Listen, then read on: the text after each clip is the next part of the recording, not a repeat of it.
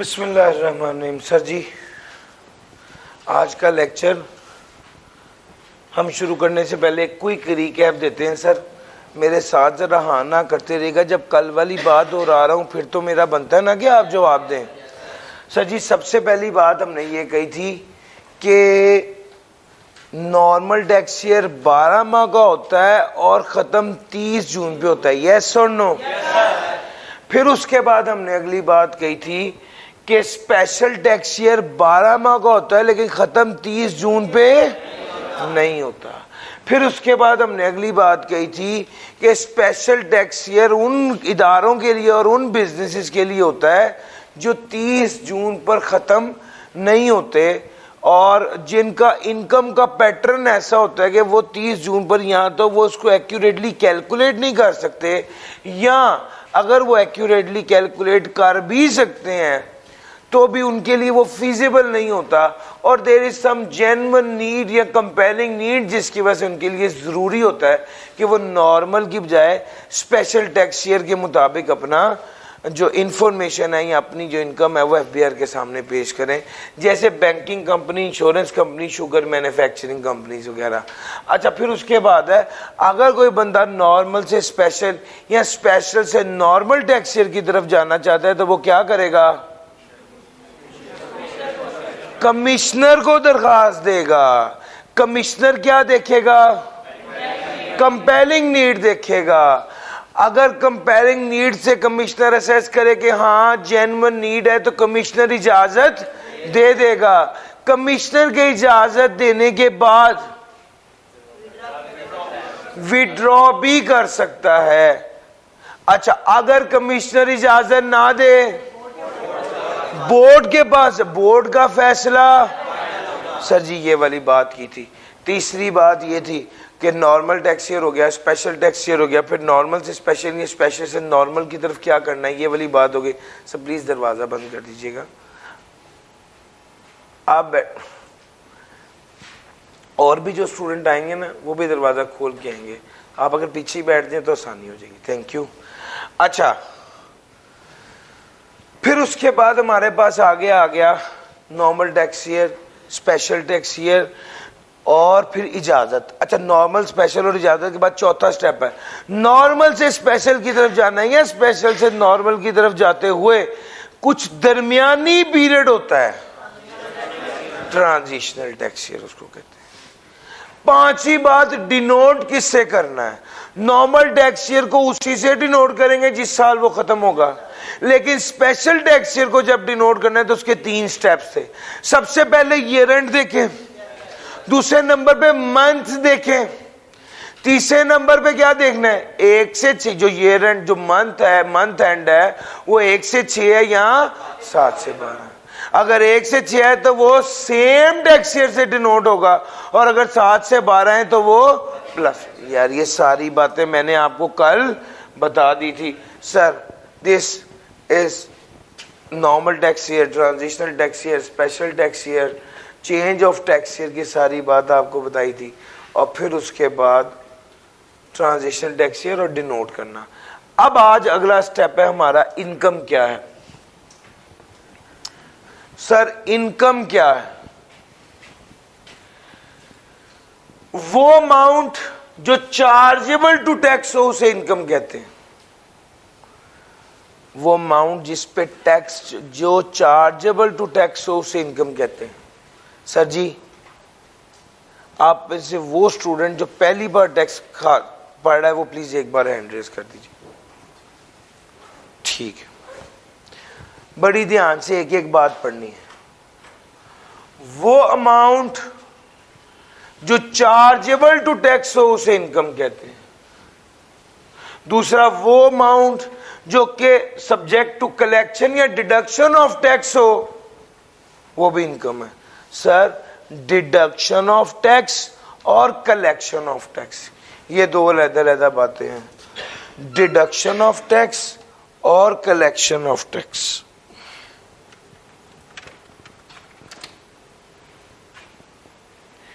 इसको थोड़ा सा मैं एक्सप्लेन करना चाह रहा हूं। पहली तो बात है कि वो अमाउंट जिस पे टैक्स लगे वो इनकम है। दूसरा, वो अमाउंट जिस पे टैक्स कटे वो भी इनकम है। सर मैं नौकरी करता हूं SBI में। सर मैं नौकरी कर रहा हूं SBI में, तनख्वाह है मेरी 1 लाख रुपए। SBI वाले मुझे 1 लाख रुपए नहीं देते, बल्कि 10,000 का टैक्स काटने के बाद मुझे क्या देते हैं?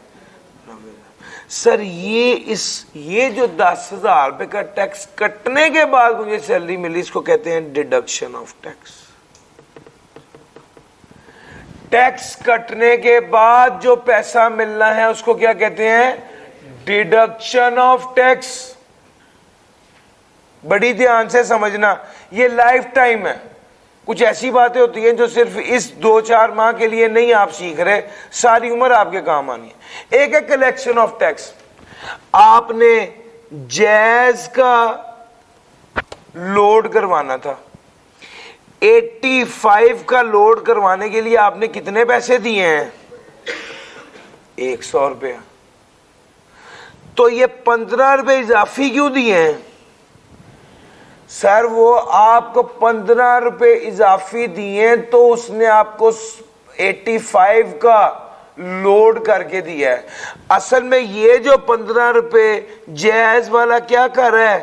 कलेक्ट कर रहा है। ये जैज के थोड़ी है, ये तो टैक्स का पैसा है जो जैज कलेक्ट करके FBR को जमा करा देगा। मैं इसी बात को दूसरे तरीके से कहने लगा हूं। जब मैंने किसी से पैसा लेना था और मुझे टैक्स कट के मेरे बकाया पैसे मिले, इसको कहते हैं deduction of tax.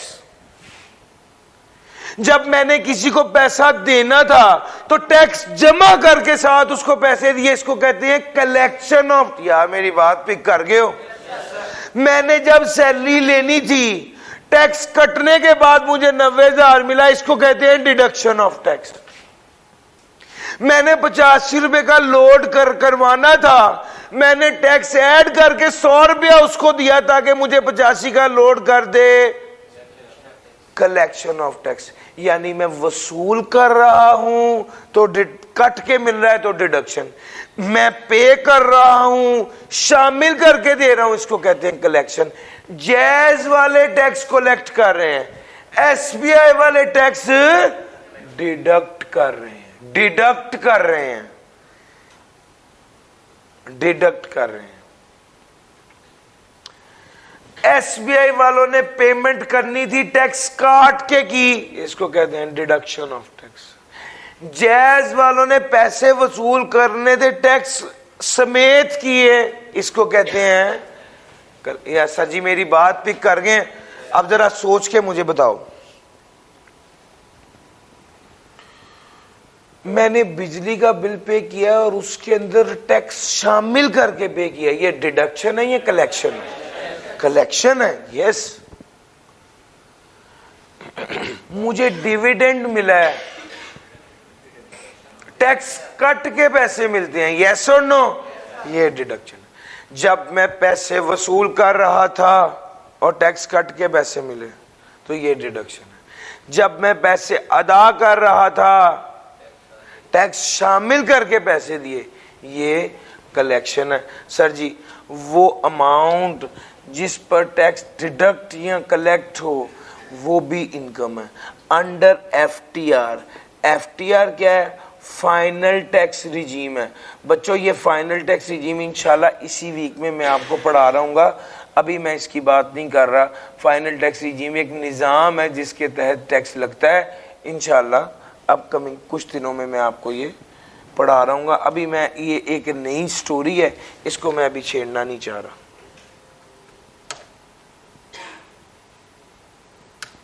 Sir ji अगली बात,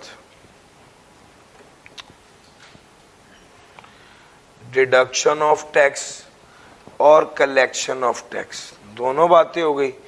तीसरा, any amount treated as income, वो अमाउंट जो इनकम थी नहीं लेकिन उसे इनकम ट्रीट किया गया है। आपको एक बात बताऊं, SBI वालों ने मुझे गाड़ी दी हुई है, एसबीआई वालों ने जो मुझे गाड़ी दी हुई है, क्या ये गाड़ी मेरी इनकम है? तो इसका जवाब है नो। लेकिन टैक्स वाले इसको इनकम ट्रीट करते हैं यस। तो टैक्स वाले कहते हैं जब आप किसी चीज को इनकम ट्रीट करें तो वो भी इनकम मानी जाती है। टैक्स के कानून के मुताबिक जिस चीज को इनकम ट्रीट किया जाए उसे भी इनकम कहा जाता है। सर जी एग्जाम्पल देने लगा हूं, बार बार आपको मैंने पढ़ाया है। मैंने आपको कहा कि मैंने अपने दोस्त से लोन लिया, वो लोन मुझे उसने कैश में दे दिया, बैंकिंग चैनल के जरिए नहीं दिया।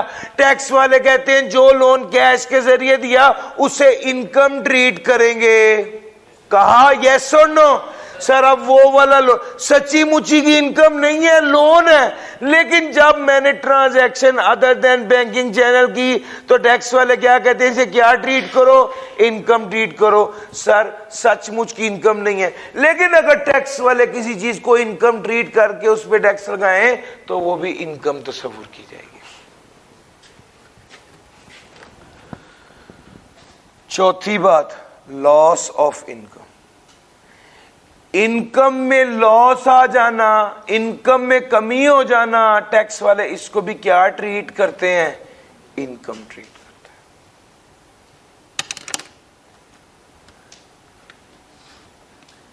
हैं। इनकम की डेफिनेशन में लफ्ज इस्तेमाल हुआ है इंक्लूड।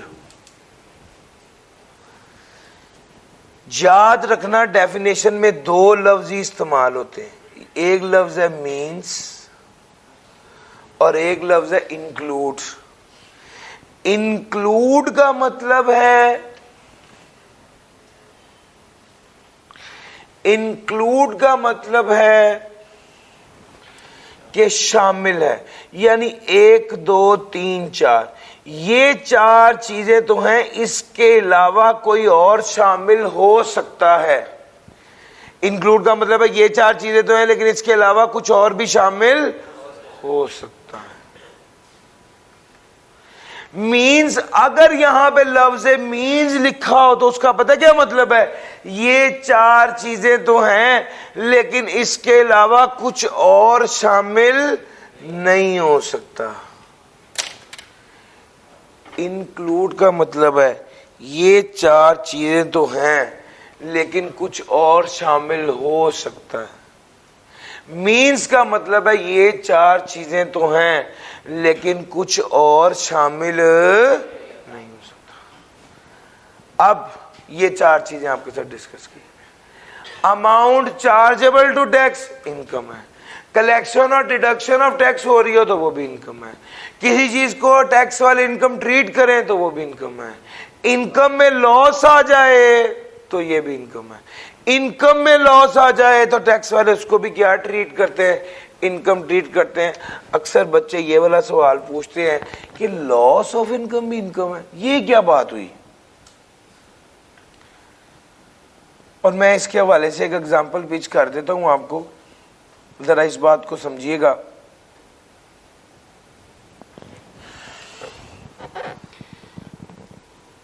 इनकम फ्रॉम प्रॉपर्टी का असूल है, इनकम फ्रॉम प्रॉपर्टी का असूल है कि आपने जो एक्चुअल रेंट वसूल किया है और जो फेयर मार्केट रेंट है इसमें से हायर पे टैक्स लगता है। मेरा एक दोस्त है, मेरा एक मकान था लेट से लाहौर जोहर टाउन में, उसने मुझे कहा कि भाई तुम वो वाली जगह मुझे किराए पर दे दो। अगर मैं मार्केट में वो जगह देता तो कितना किराया मिलना था, 1 लाख रुपए। मैंने अपने दोस्त को किराए पर दे दी, कितना किराया तय किया, 80,000 रुपए। सर टैक्स का कानून कहता है एक्चुअल और fair market rent whichever is higher पे टैक्स लगेगा।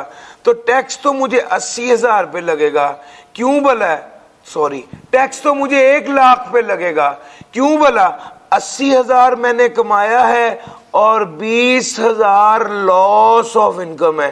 टैक्स वाले कहते हैं ये जो लॉस ऑफ इनकम है इसको भी इनकम ट्रीट किया जाएगा और इस पे भी टैक्स लगेगा। सर जी क्या ये बात आपको समझ आई? एक्चुअल और fair market rent whichever is higher पे टैक्स लगेगा। यार मैंने कमाया तो 80,000 है, टैक्स किस पे लग रहा है? 1 लाख। क्यों? क्योंकि वो जो 20,000 रुपए का मुझे लॉस हुआ है, टैक्स वाले उसको भी इनकम ट्रीट करते हैं और उस पर टैक्स लगाते हैं। सर जी क्या आप ये बात पिक कर सके? यस और नो? लो सर, इनकम में ये 4 बातें जल्दी से पढ़ें, फिर मैं आगे चलता हूं।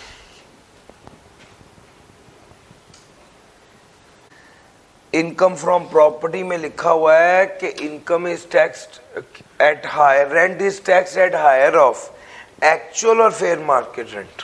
इन दोनों में से जो हायर होगा उस पर टैक्स लगेगा। अब मैंने पैसे कमाए कितने, मिले कितने? 80,000। टैक्स किस पे लगता है? 1 लाख पे। क्यों?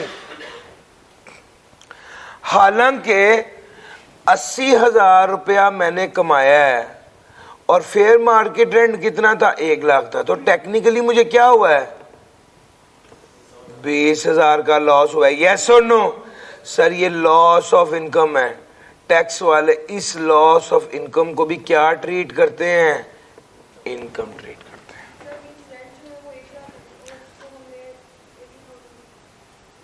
इसका मतलब यह है कि 1 लाख रुपया आपकी इनकम में शामिल होगा। 80,000 रुपए का जो रेंट है और 20,000 रुपए का जो लॉस ऑफ इनकम है, जिसको हमने इनकम ट्रीट की है।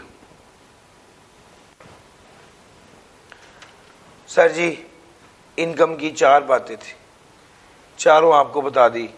Heads of income.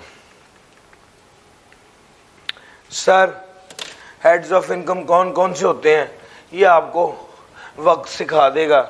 मैं salary, property, business, capital gain और अदर सोर्स, ये 5 हेड्स हैं। ये सारे चैप्टर्स हैं बड़ी डिटेल में, ये आप वहां से समझ जाएंगे। मैं अभी जो बात आपको सिखाने लगा हूं, किसी भी हेड ऑफ इनकम के सामने जो अमाउंट लिखी होती है, किसी भी हेड ऑफ इनकम के सामने जो अमाउंट लिखी होती है, वो पता कैसे आती है? Let's say income from business के सामने लिखा हुआ है 30 रुपए। ये 30 पता कैसे आया है? इनकम के हेड में जितने पैसे आपने वसूल किए थे लेस जितना खर्चा हुआ था, ये जो बकाया बच जाता है ये इस हेड के सामने आता है। वो कहते हैं किसी हेड ऑफ इनकम में आपने कितने पैसे कमाए, वो बराबर है कि एक टैक्स ईयर में कितने पैसे उस हेड ऑफ इनकम के तहत आपने डिराइव किए, माइनस कितने खर्चे किए उसको कमाने के लिए। तो उस इनकम में से वो वाले खर्चे लेस कर देंगे, जो बकाया आएगा वो उस हेड के सामने लिखा जाएगा। यहाँ ये समझा जाएगा कि उस हेड ऑफ इनकम से उसने इतने पैसे कमाए हैं उस टैक्स ईयर में। सर जी क्या ये बात समझ आई? एक बार अंग्रेजी पढ़ते हैं। The income of a person under a head of income for a tax year shall be the total of the amount derived by the person in that tax year that are chargeable to tax under the head as reduced by total deductions if any allowed under income tax ordinance to the person for that year under that head.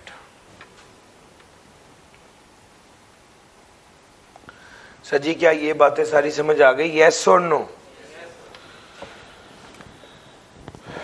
If the total deduction allowed to a person for a tax year under a head of income exceeds the total amount derived by the person in that tax year. अब पुठी बात करने लगा। पता है क्या कहता है? कहता है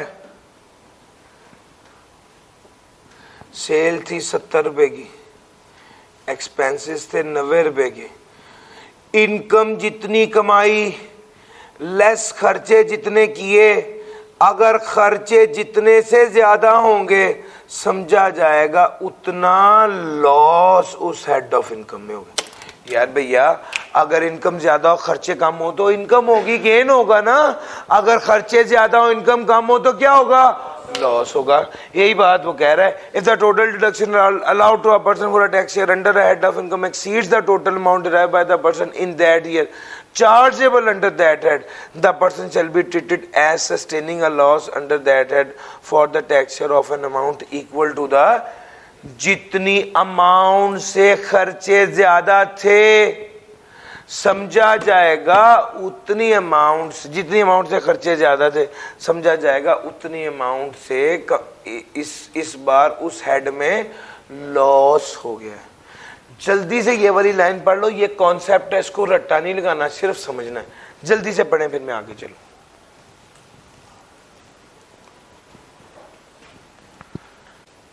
लो सर आगे देखते हैं।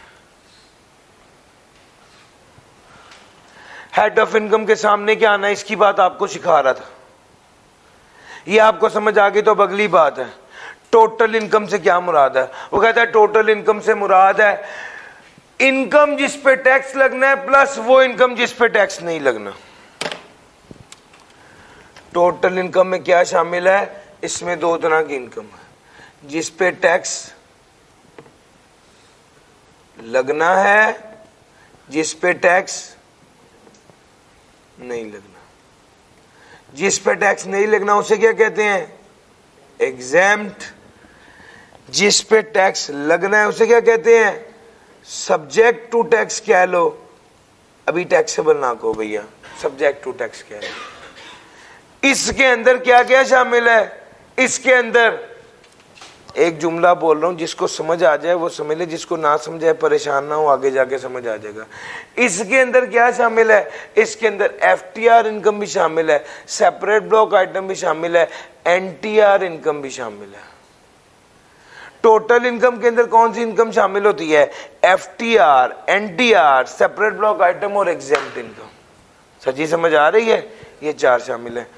कोई बात नहीं, जिनको नहीं समझ आई ये सारी बातें मैंने अलग-अलग पढ़ानी है। एफटीआर इनकम क्या होती है पढ़ाना है, सेपरेट ब्लॉक आइटम क्या होता है पढ़ाना है, एनटीआर क्या होता है ये साथ साथ पढ़ाना है, और एग्जेम्प्ट क्या होता है। एग्जेम्प्ट सिंपल है, वो मैं भी पढ़ा देता हूं, वो जिस पे टैक्स नहीं लगना एग्जेम्प्ट।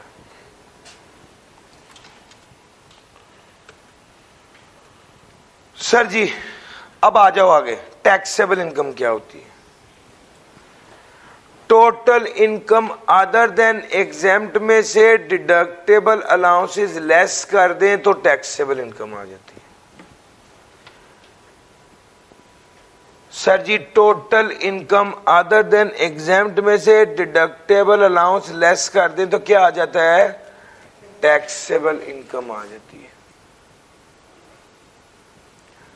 तो एक तरफ मैंने आपको टोटल इनकम पढ़ाया जिसमें दो ही चीजें थी, कौन सी बोलो तो सही, एक जिस पे टैक्स लगना है, एक जिस पे टैक्स नहीं लगना, दो ही चीजें थी।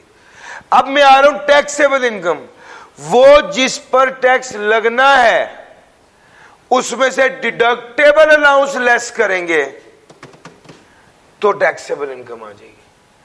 डिडक्टेबल अलाउंस क्या है, डिडक्टेबल अलाउंस में पांच चीजें, डिडक्टेबल अलाउंस में चार चीजें हैं।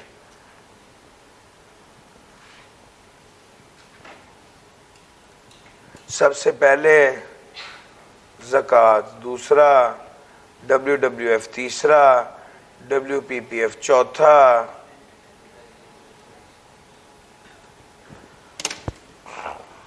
Educational expense.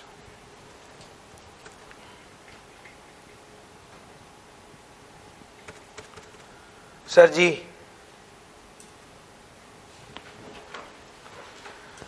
ज़कात की बात करने लगा हूं।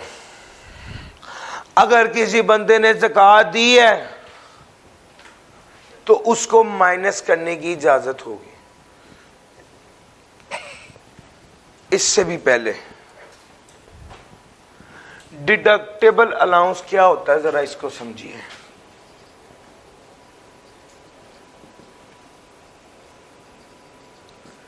डिडक्टेबल अलाउंस यानी वो अमाउंट जो इनकम को कम करे। सर मैंने आपको टैक्स क्रेडिट पढ़ाया था, क्या होता है टैक्स क्रेडिट, कहते हैं टैक्स में कमी को, और डिडक्टेबल अलाउंस कहते हैं जो इनकम को कम करे उसे डिडक्टेबल अलाउंस कहते हैं, जो टैक्स को कम करे उसे टैक्स क्रेडिट। यार मेरी बात समझ आ गई है। डिडक्टेबल अलाउंस क्या करता है, इनकम को कम करता है, अब मेरी एक बात समझना, 100 रुपए की इनकम थे, 30 रुपए के खर्चे थे, 70 रुपए की टैक्सेबल इनकम थी, इस पे टैक्स था एट द रेट ऑफ 10%, 7 रुपए। अब मैं आपको बताने लगा हूं कि टैक्स क्रेडिट क्या करता है। 100 रुपए की इनकम थी, 30 रुपए के खर्चे थे, 70 बच गया, टैक्स था 10% के हिसाब से 7 रुपए। यहां पर 2 रुपए का क्या मिल गया? Tax credit. आपको टैक्स अदा कितना करना पड़ा? 5 रुपए। टैक्स क्रेडिट ने देखा टैक्स लायबिलिटी को कम किया। सर जी यस और नो? आ जाओ, डिडक्टेबल अलाउंस क्या करता है? इनकम थी 100 रुपए, 30 रुपए के खर्चे थे, बकाया कितना रह गया? 70 रुपए। इस 70 में से हमने ज़कात दी थी। सर हमने ज़कात भी दी हुई थी 20 रुपए की। ज़कात कितने की थी? वो लेस कर दिया तो आपके पास आ गया 50 रुपए। इस 50 पे टैक्स लगेगा एट द रेट ऑफ 10, कितना बना? 5 रुपए।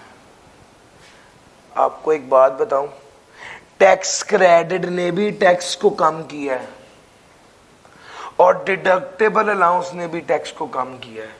डिडक्टेबल अलाउंस ने असल में इनकम को कम किया। जब इनकम कम हो गई तो टैक्स भी, मेरे साथ चल रहे हो? डिडक्टेबल अलाउंस इनकम को कम करता है, जब इनकम कम हो जाती है तो टैक्स भी कम हो जाता है।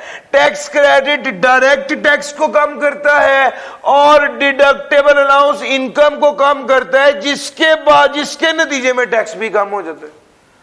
ओ भाई मैं मुश्किल बात तो नहीं कर रहा?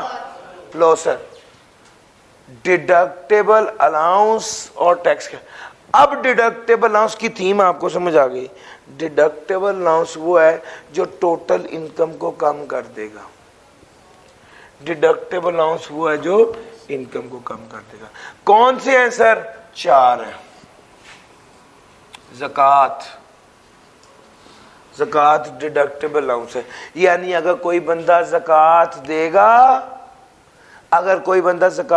तो इनकम में से माइनस होगा। अगर कोई बंदा ज़कात देगा तो इनकम में से माइनस करने की इजाजत होगी। इस ज़कात की वजह से इनकम क्या हो जाएगी? कम। और उसकी वजह से अल्टीमेटली क्या हो जाएगा?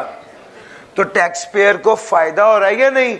फायदा हो रहा है। यानी इस बात को ऐसे कहूं कि टैक्स वाले जो हैं वो लोगों को एनकरेज कर रहे हैं कि ज़कात दो। अगर तुम ज़कात दोगे तो तुम्हें टैक्स का फायदा होगा।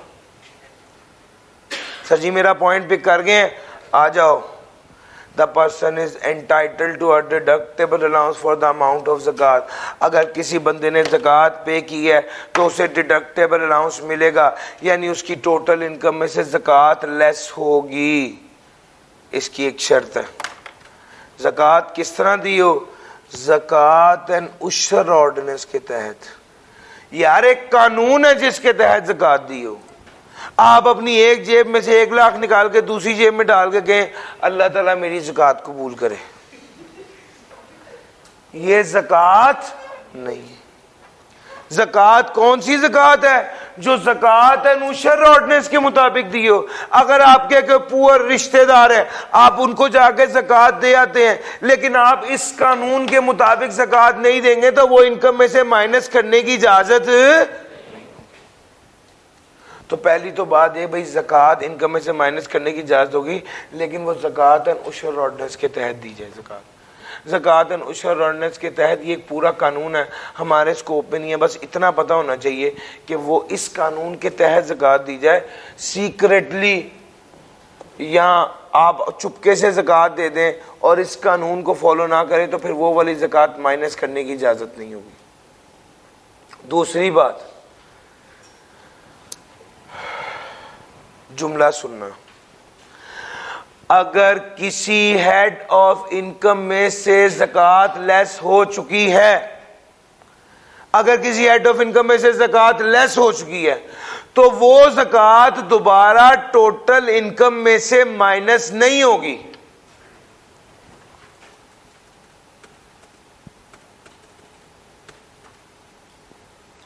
सर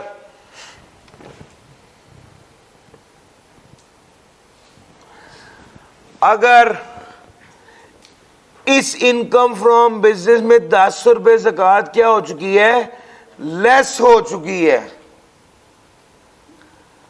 और आपका आगे इनकम फ्रॉम बिजनेस 20 रुपए, ये इनकम फ्रॉम बिजनेस 20 रुपए आपने यहां पर प्लेस कर दिए 20 रुपए।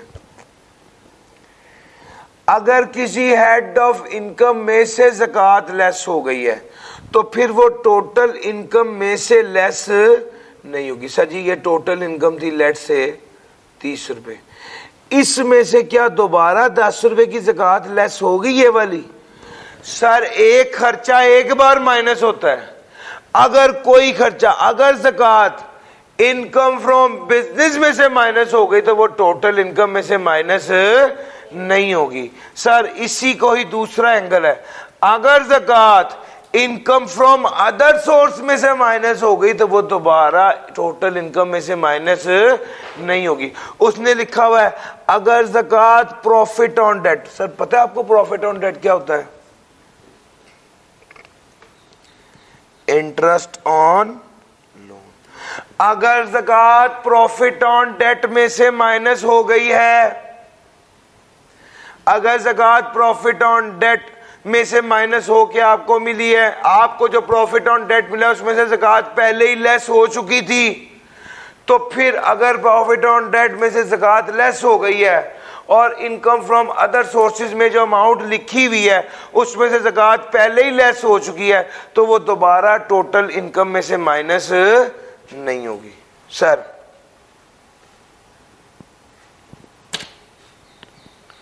अगली बात, अगर एक बंदे की इनकम थी 100 रुपए, उसने जज्बाती होकर ज़कात दे दी 120 रुपए की, इनकम 100 रुपए थी, ज़कात 120 थी। हमने आपको सिखाया कि ज़कात माइनस करने की इजाज़त है, तो जब या 100 रुपए की ज़कात थी, 100 रुपए की इनकम थी, 150 रुपए की ज़कात थी, ये कह रहे थे, लिखा भी हुआ सामने, तो जनाब 50 रुपए का क्या होगा, उल्टा लॉस आ जाएगा। तो क्या ये वाले 50 रुपए जो आपने इजाफी दे दिए आपको रिफंड मिलेंगे? The answer is no. ये वाले 50 रुपए क्या अगले साल की इनकम के साथ एडजस्ट हो जाएंगे? The answer is no. Sir जी वो ये बात कह रहा है, 4 बातें उसने कही हैं, चारों दोहराऊंगा, हमारी ये वाली ज़कात की डिस्कशन खत्म। बात नंबर 1, ज़कात इनकम में से माइनस करने की इजाज़त है टोटल इनकम में से अगर ज़कात और उशर ऑर्डिनेंस के मुताबिक दिया जाए, यस और नो। बात नंबर 2, अगर ज़कात किसी हेड ऑफ इनकम में से माइनस हो गई है तो वो दोबारा टोटल इनकम में से माइनस नहीं होगी, यस और नो। यार आना तो करो। तीसरी बात, अब सही से जवाब देना, अगर किसी बंदे ने ज़कात ज्यादा दे दी और इनकम कम है तो क्या कोई रिफंड मिलेगा? अगर किसी बंदे ने ज़कात ज्यादा दे दी और इनकम कम है तो ये इजाफी एक्स्ट्रा ज़कात अगले साल कैरेट फॉरवर्ड होगी। ये 4 बातें इसमें लिखी। सर वर्कर्स वेलफेयर फंड, ये भी डिडक्टेबल अलाउंस है, इनकम में से माइनस करने की इजाजत है, इतनी सी मेन बात है। हाँ, किस कानून के तहत अगर दिया गया हो? वर्कर वेलफेयर फंड ऑर्डिनेंस 1971 के तहत दिया गया। अब अगली बात ये है, अगर ये वाला वर्कर वेलफेयर फंड पे कर दिया जाए सूबे को, कौन पे कर दे? जो ट्रांस प्रोविजनल ऑर्गेनाइजेशन है, जो एक से ज्यादा सूबों में मौजूद ऑर्गेनाइजेशन है, वो ये वाला वर्कर वेलफेयर फंड किसी सूबे को पे कर दे तो उस इदारे को ये एज डिडक्टेबल अलाउंस इनकम में से माइनस करने की इजाजत नहीं होगी। 2 बातें इसमें लिखी हुई हैं। बात number 1, worker welfare fund as deductible allowance income में से माइनस करने की इजाजत होगी अगर वर्कर वेलफेयर फंड ऑर्डिनेंस 1971 के मुताबिक हो। एक बात। दूसरी बात, कोई अमाउंट अगर ट्रांस प्रोविजनल ऑर्गेनाइजेशन ने कोई अमाउंट पे की है किसी प्रोविंस को, ट्रांस प्रोविजनल ऑर्गेनाइजेशन ने कोई अमाउंट पे की है किसी प्रोविंस को, shall not be allowed as deductible allowance.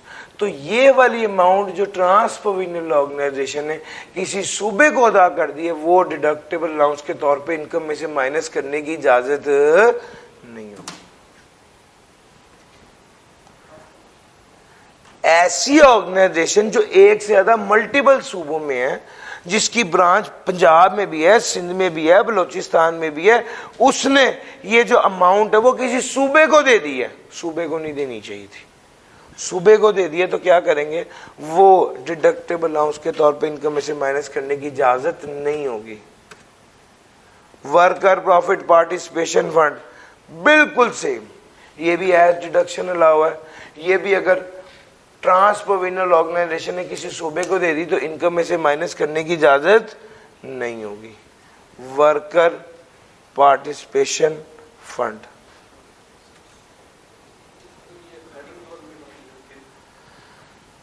उसने कहा है प्रोविंस को देंगे तो माइनस करने की इजाजत नहीं होगी, इसके अलावा उसने कहा है माइनस करने की इजाजत होगी अगर किसके मुताबिक दिया हो, worker profit participation fund act 1968 के तहत। ठीक है, खास तौर पे उसने सूबे का, सूबे को नहीं देनी। फेडरेशन की बात ही हो रही, बेसिकली फेडरल गवर्नमेंट को दें। सर डिडक्टेबल अलाउंस में चौथा और आखिरी पॉइंट है एजुकेशनल एक्सपेंस।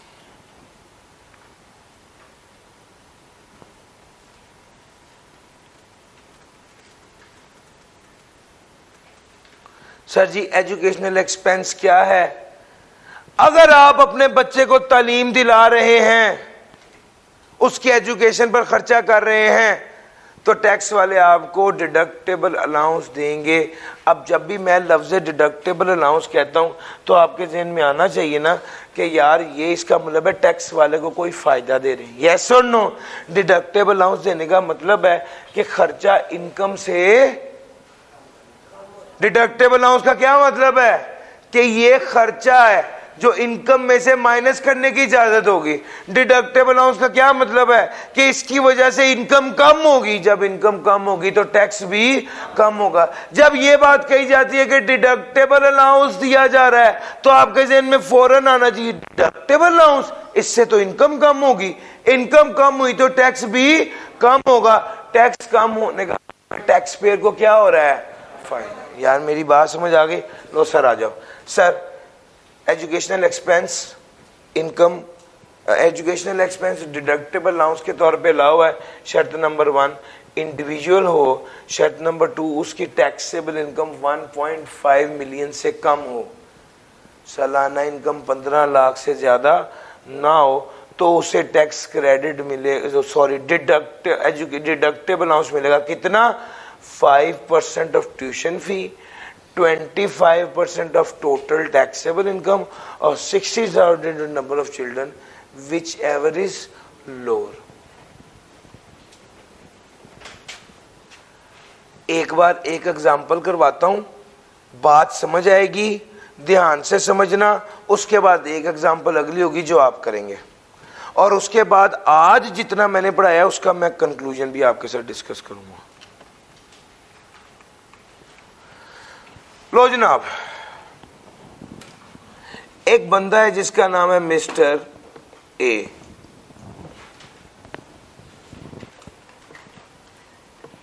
ये प्रोजेक्टर ब्लैक एंड व्हाइट है, ये इसके कलर डिम है,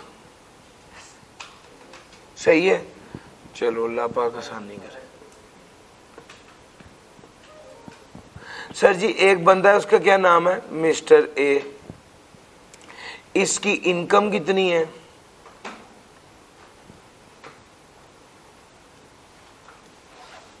14 लाख।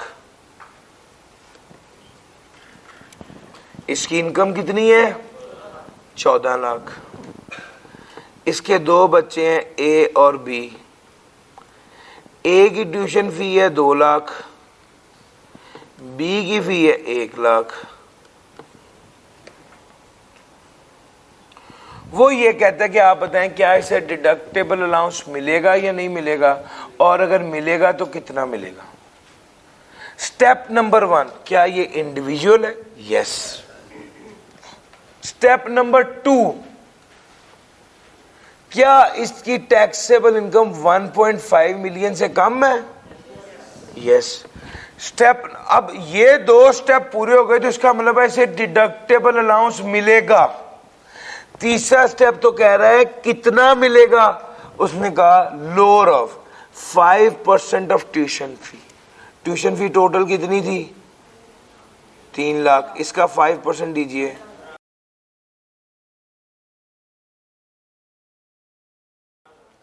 तो 5% ऑफ ट्यूशन फी कितना हो गया?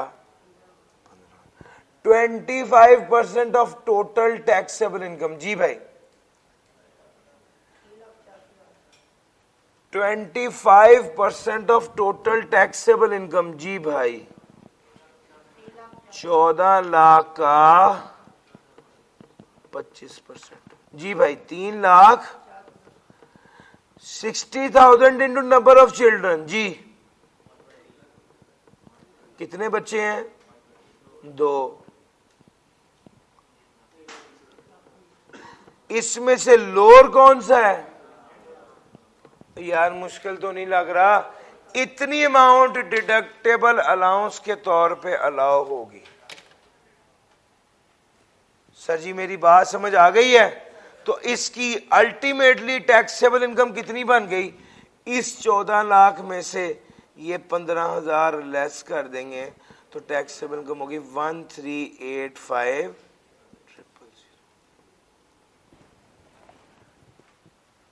ये टैक्सेबल इनकम।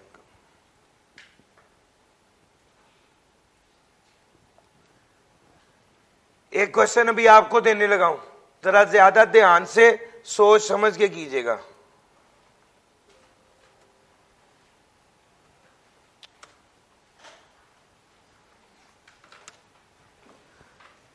निकाल लें सर कॉपी पेंसिल, जिंदगी का कोई पता नहीं है।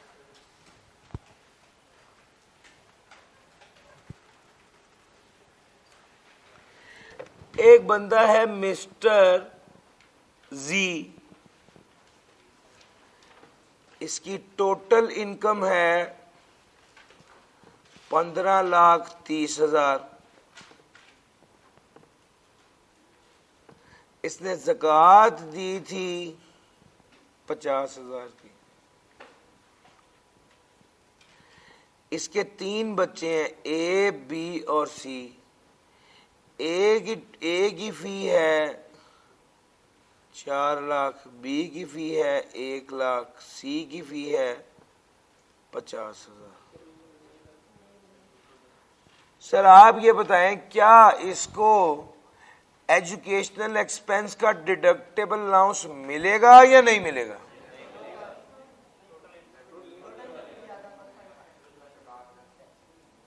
उसने कहा है टोटल इनकम ही 15 लाख से ज्यादा है तो इसे डिडक्टेबल अलाउंस नहीं मिलेगा। ये जवाब तो गलत है।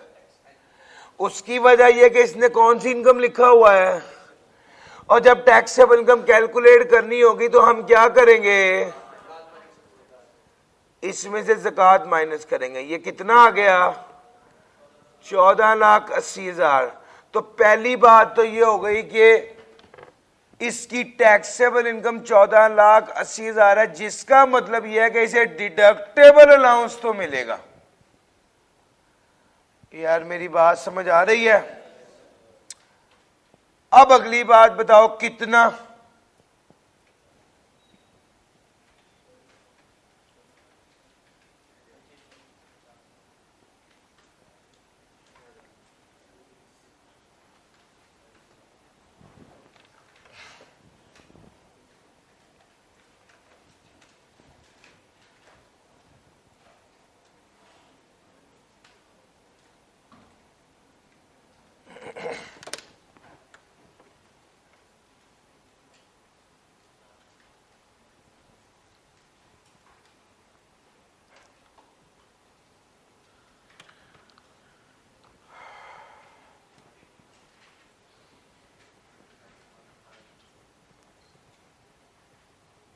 जी step number 1, 5% of tuition fee बताइएगा जरा। 4 और 1 5, 5 और 5 लाख, इसका 5% ले लीजिए, तो 5% ऑफ ट्यूशन फी आ गया 27,000। 25% ऑफ टोटल टैक्सेबल इनकम, जी कितनी अमाउंट लेंगे? 14,80,000 का 25%। जी भाई 3,70,000, 60,000 इंटू नंबर ऑफ चिल्ड्रन, 1,80,000। इसमें से लोअर कौन सा है? यार मुश्किल तो नहीं लग रहा, ये 27,500, ये 27,500 है।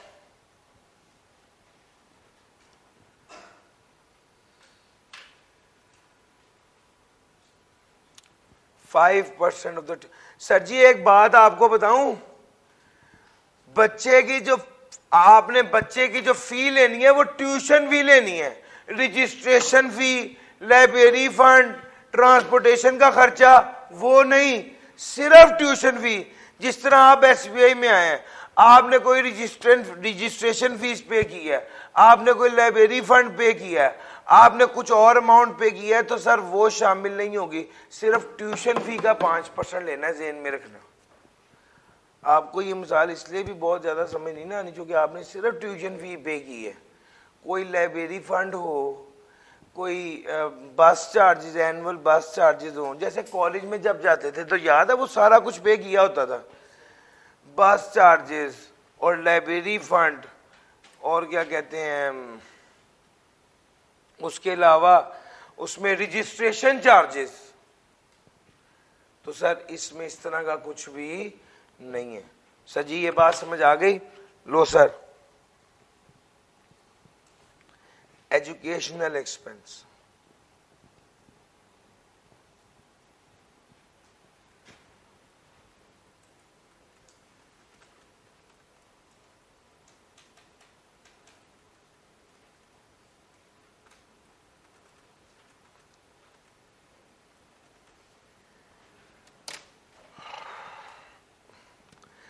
अंग्रेजी आपके। सर जी एक एग्जांपल और कराऊं या बात पिक कर गए? कर गए पिक? आ जाओ मेरे साथ। एवरी इंडिविजुअल, सर अंग्रेजी भी पढ़ाने लगा, कुछ रह ना जाए। Every individual shall be entitled to a deductible allowance in respect of tuition fee by the individual in a tax year. हर बंदा जिसके बच्चे पढ़ रहे हैं उसको डिडक्टेबल अलाउंस मिलेगा। शर्त क्या है? टैक्सेबल इनकम कितनी हो? 15 लाख। अगर पूरी 15 लाख हो तो मिलेगा? No, less than 1.5 million. Deductible allowance कितना होगा? 5% of tuition fee, 25% of taxable income for the year. अब ये टैक्सेबल इनकम से मुराद क्या है? टोटल इनकम में से ज़कात, WWF, WPPF लेस करने के बाद जो अमाउंट होगी वो टैक्सेबल इनकम लेंगे। 60,000 number of children whichever is lower। Sir जी पिछले साल मेरे बच्चे पढ़ रहे थे, मुझे याद भूल गया। कुछ लोग कहते हैं ना याद भूल गया, है तो अजीब सी बात ही लेकिन इंटरेस्टिंग लगता है। पिछले साल मेरे बच्चे पढ़ रहे थे, मुझे एजुकेशनल एक्सपेंस मिलना चाहिए था, मैं भूल गया। वो जिसको कहते हैं याद भूल गया। अब क्या इस साल मिल सकता है? वो कहता है अलाउंस और part of allowance that is not able to be deducted. जो आपने डिडक्ट नहीं किया वो क्या हो जाएगा? फारिग। ना वो कैरिड फॉरवर्ड होगा और ना ही सब्सिक्वेंट टैक्स ईयर में इस्तेमाल, उसका कुछ भी नहीं हो सकता। जो आप डिडक्टेबल अलाउंस एडजस्ट नहीं कर पाए इनकम के अगेंस्ट, वो खत्म हो जाएगा। सर मां या बाप दोनों में से जो पेरेंट भी फी जमा कराएगा, आइदर ऑफ द पेरेंट, दोनों में से कोई भी, जो अलाउंस उसको मिलेगा जो बंदा फीस जमा कराएगा, making the payment of the fee, और वो जब रिटर्न जमा करा रहा होगा, जब एफबीआर को हिसाब दे रहा होगा, तो उस वक्त शो करेगा कि जिस इदारे को फीस जमा कराई है उसका एनटीएन कौन सा है, उसका नाम क्या है। फर्निश करेगा, शो करेगा। फर्निश का क्या मतलब होता है? शो करना। जिस वक्त वो टैक्स वालों को हिसाब दे रहा होगा उस वक्त शो करेगा, ये देखो मेरा बच्चा बीकन हाउस में पढ़ता है, उसकी इतनी इतनी फीस मैंने जमा करवाई है। जी भाई, क्वेश्चन साइलेंट होगा तो कम से कम ये तो लिखा होगा कि उसका कोई माँ बाप है। नहीं तो सर कैसे पता? क्वेश्चन साइलेंट नहीं है, वो क्लैरिटी के साथ लिखा होगा कि माँ है या बाप है। अगर तो एक बंदा है उसके माँ और बाप दोनों की इनकम लिखी हुई, तो बताया होगा कि किसने पे किया है। जिसने पे किया है उसको ये डिडक्टेबल अलाउंस मिलेगा। सर जी, वो भी तब मिलेगा जब वो बंदा अपनी रिटर्न जमा कराते हुए अपनी इंफॉर्मेशन एफबीआर को देते हुए ये बात बताएगा कि मैंने फलां नाम के स्कूल को, जिसका एनटीएन ये है, मैंने फीस पे की है। और एक आखिरी बात है जिसके बारे में अक्सर बच्चे काफी तंग रहते हैं कि सर ये वाली बात नहीं समझ आई, ये फिर समझो। मैंने बहुत सौ को फिर इसलिए कह दी कि जिन्होंने नहीं समझी हुई उनके लिए आसान है, और जिन्होंने पहले समझी हुई है बार बार उनके लिए मुश्किल है। सुनो, मैं एसबीआई में नौकरी करता हूं, मेरी तनख्वाह है 1 लाख रुपए। साल की तनख्वाह कितनी हो गई? 12 लाख रुपए। मेरे बच्चे को मैं जो अपने बच्चे की फीस पे करूं, क्या मुझे डिडक्टेबल अलाउंस मिलेगा या नहीं मिलेगा? बड़ा सोची पै गए हो यार, कमाल हो गई। क्या मैं इंडिविजुअल हूं या नहीं हूं? हूं। क्या मेरी सैलरी 15 लाख से कम है या नहीं है? तो फिर हाँ करो ना यार। सर जी मुझे डिडक्टेबल अलाउंस मिलेगा या नहीं मिलेगा? मिलेगा। जब एसबीआई वाले मुझे सैलरी दे रहे होंगे, तो एसबीआई वाले 1 लाख रुपए सैलरी है, 10,000 रुपए काट के मुझे 90,000 रुपए पे करते हैं। जब एसबीआई वाले मुझे सैलरी दे रहे होंगे तो उस पर टैक्स काट के सैलरी देंगे। जब टैक्स काट के पेमेंट करेंगे, तो जब वो टैक्स काट रहे होंगे तो इस पहलू को कंसीडर नहीं करेंगे। जब वो टैक्स काट रहे होंगे तो इस पहलू को कंसीडर नहीं करेंगे कि मेरे बच्चे एजुकेशन इंस्टीट्यूशन में पढ़ते हैं और मुझे डिडक्टेबल अलाउंस मिल रहा है। फिर सुनो, अलार्म बीच में बोल पड़ा जो मैंने अपने लिए लगाया था, सुनना।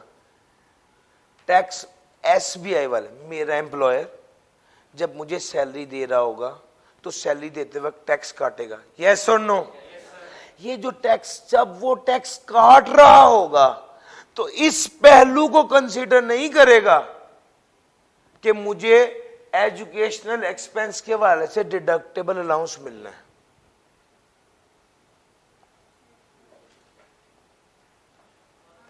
ना यहां। फिर सुने,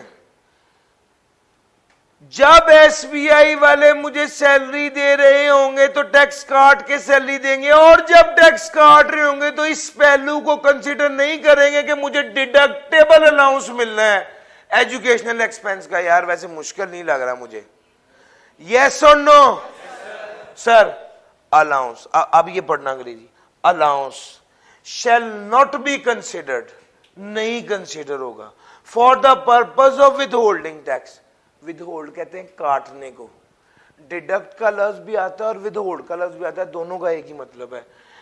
ये वाला अलाउंस नहीं कंसीडर किया जाएगा एम्प्लॉयर की तरफ से जब वो एम्प्लॉय को सैलरी देते वक्त टैक्स काट रहा होगा। इसको उर्दू में ही लिख लीजिए।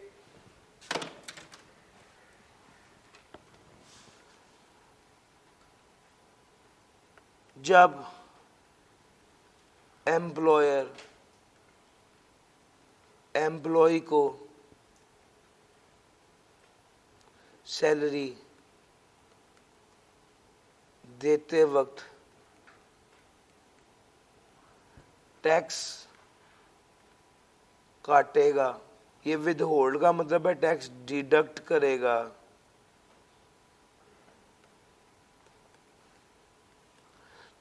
तो वो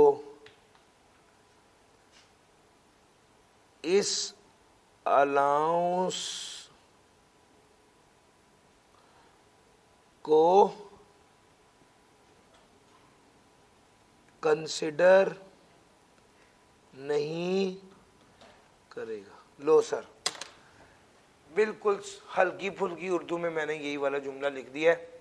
यकीन माने बहुत से बच्चे जो दूसरी बार पढ़ रहे होते हैं वो यहाँ पर आगे एक बार जरूर सोचते हैं कि मुझे इस लाइन की समझ नहीं आई थी, क्योंकि मेजॉरिटी ऑफ द स्टूडेंट को जब नहीं समझ आई थी उन्होंने उस वक्त उसे जाने दिया था। सर आप लोग जो क्लास ले रहे हैं, जो टॉपिक जो क्लास में मैं पढ़ा रहा हूँ उसको माफ नहीं करना। हर लाइन हर लफ्ज के लिए मैं जिम्मेदार हूं। सर आप अब पढ़ ही इसलिए रहे हैं कि जो पहले नहीं पढ़ा उसको पढ़ लें। एक तो यह है ना कि जो पहले पढ़ लिया वो दोहराया जाएगा, और एक बड़ा मेजर मकसद यह है कि जो पहले नहीं पढ़ा अब पढ़ लें। जिसको पहले छोड़ दिया था, इग्नोर कर दिया था और वो पेपर में आ गया, वो तो बच्चे को कभी नहीं भूलता। लेकिन जिसको पहले छोड़ दिया था, इग्नोर कर दिया था, वो पेपर में नहीं आया, सर वो अब आ जाएगा। उसको इस बार माफ नहीं करना। कोई लाइन नहीं आपने छोड़नी, कोई बात आपने स्किप नहीं करनी। एक एक लाइन एक एक लफ्ज बड़ी ध्यान से आपने पढ़ना है। क्या ये वाली बात आखिरी बात, एसबीआई वाले जब मुझे सैलरी दे रहे होंगे तो सैलरी देते वक्त टैक्स काटेंगे। जब वो टैक्स काट रहे होंगे तो इस पहलू को कंसीडर नहीं करेंगे कि मुझे एजुकेशनल एक्सपेंस की वजह से डिडक्टेबल अलाउंस मिलना है। बस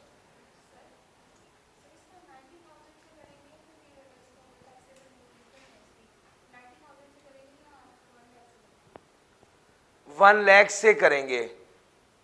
बात यह भी मैंने आगे जाके पढ़ानी है कि रिसीट ऑफ इनकम से मुराद होता है जितने पैसे मैंने वसूल कर लिए, और रिसीट ऑफ इनकम की दूसरी लाइन में पहली बात ये लिखी हुई है कि अगर अंडर एनी लॉ कोई पैसे कट गए तो समझा जाएगा वो मैंने वसूल किए। इंशाल्लाह आगे आ रहा है ये वाला एरिया, मैं आपको तब बताते हुए बड़ी डिटेल से बताऊंगा। जी और कोई बात? सर क्लियर हो गई? लो सर, मैं आज के दिन को कंक्लूड करना चाहता हूं, अगर मैं कर पाऊं तो। सर मैंने आज आपको क्या पढ़ाया?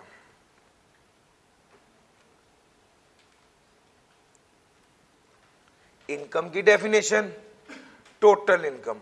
टोटल इनकम में क्या पढ़ाया? एक सब्जेक्ट टू टैक्स है और एक सब्जेक्ट टू टैक्स में हेड ऑफ इनकम भी आ जाएंगे, salary, property, business, capital gain, other source. इस सारे को जमा करो। इस सारे को जमा करोगे तो ये क्या बन जाएगी? इस सारे को जमा करोगे तो ये क्या बन जाएगी? टोटल इनकम बन जाएगी। इसमें से क्या लेस करना है? Deductible allowance. डिडक्टेबल अलाउंस कौन कौन से हैं? ज़कात, WWF, WPPF, एजुकेशनल एक्सपेंस। ये चार लेस करोगे इसमें से तो क्या आ जाएगा?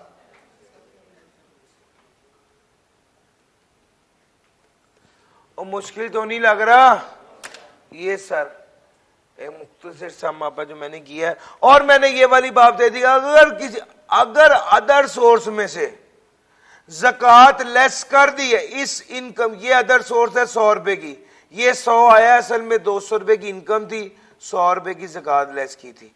अगर अदर सोर्स में से ज़कात लेस कर दी है तो ये ज़कात दोबारा टोटल इनकम में से माइनस। सर इस लाइन की अब क्लैरिटी ज्यादा हुई है। अगर एक हेड ऑफ इनकम में से माइनस कर दी तो ये दोबारा टोटल इनकम में से माइनस नहीं होगी। सर ये हमारी आज की डिस्कशन थी, इंशाल्लाह कल आगे चलेंगे। E3 और E4 आपकी होम असाइनमेंट है, जरूर कीजिएगा। आज के लिए इतना ही चाहते हैं।